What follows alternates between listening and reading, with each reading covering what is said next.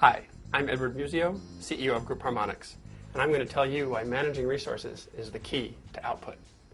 We all know it takes resources to produce output. The point is so obvious, it hardly seems worth making it the whiteboard. And yet, we constantly have problems with this. We've all had problems doing our job because we didn't have what we needed. Performance expert Bill Daniels defines 3 factors that should be considered in any analysis of resources. The first is the easiest one, and that's definition. Now this is what it sounds like, a bulleted list of the resources required.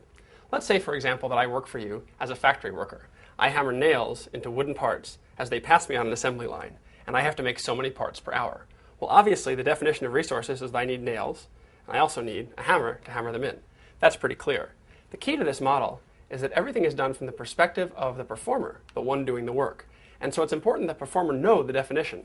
I have to know I need to hammer nails so I can go looking for them if I don't have them. The second factor is availability. Availability answers the question of, can I get these if I need them?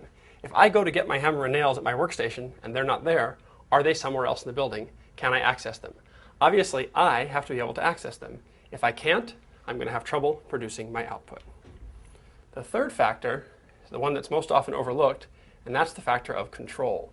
Once again, I, the performer, have to have direct control over these resources. If I run out of nails at my workstation, can I just go to a drawer and get some more? Or do I have to go down the hall, fill out paperwork, and wait? Obviously, less control equals less output. Now the idea here is simple, and that is, we're going to draw a Venn diagram. You want to have your performer at the intersection of all 3 things.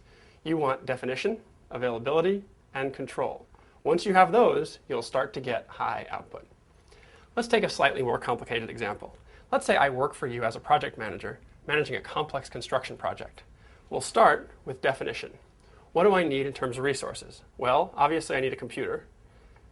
Probably need some physical resources, here's some blocks. And I probably need some human resources, people, to do the work.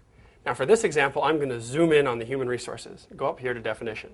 It's not enough for me just to say, hey, I need some people. I need to know the exact number of people I need. I need to know how much time I need them for. I need to know the skills they need to have. The better my definition as the performer, the more likely I am to produce output in a timely manner. Now move to availability. Let's talk about those people. Where am I going to get them? Can I hire them? Can I reassign them from another part of the company? Do they already work for me? Those people I need have to be available, or I have to make them available in order to get my output. Finally, move to the issue of control. Once again, often there are problems in the space of control. Maybe those people worked in another department. They're getting reassigned to my project. That's fine, but if every time I want them to do something different, I have to go through 2 or 3 or 4 layers of management rather than going to them directly to get the work done, obviously that's going to slow down my output. So, the next time you or someone who works for you is having trouble producing their output, take a few minutes and conduct an analysis of their resources. Conduct the analysis from the perspective of the performer, the person doing the work. Make sure they have a clear definition of what they need and they know it. Make sure what they need is available, and make sure they have as much direct control as possible over those resources. If you can make improvements in those 3 areas, you will make improvements to their output.